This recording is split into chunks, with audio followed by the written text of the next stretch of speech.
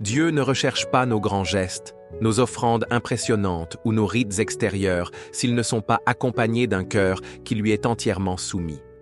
Ce qu'il désire par-dessus tout, c'est l'obéissance sincère, celle qui naît d'un amour véritable et d'une crainte respectueuse.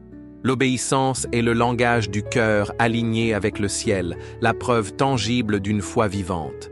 Trop souvent, nous croyons que faire pour Dieu suffit, alors que Dieu veut d'abord que nous soyons avec lui, en lui, à l'écoute de sa voix. Il préfère un pas humble dans sa direction, plutôt qu'une marche éclatante dans une voie qu'il n'a pas ordonnée. L'obéissance ne se mesure pas à la grandeur de l'action, mais à la justesse de l'intention et à la conformité au cœur du Père. Ce n'est pas l'offrande du sacrifice que Dieu cherche, mais l'offrande d'un cœur brisé et disposé à se laisser transformer.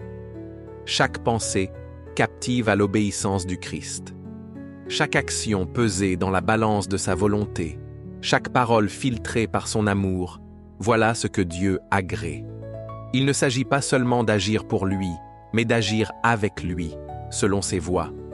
L'obéissance véritable n'est pas une contrainte, mais une démonstration d'amour.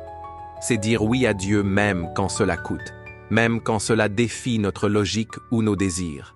Car chaque acte d'obéissance nous rapproche de son cœur, nous façonne à son image et libère sa faveur.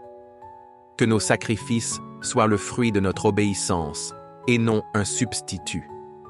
Que nos vies soient un temple vivant où la volonté de Dieu est accomplie, non par devoir, mais par dévotion.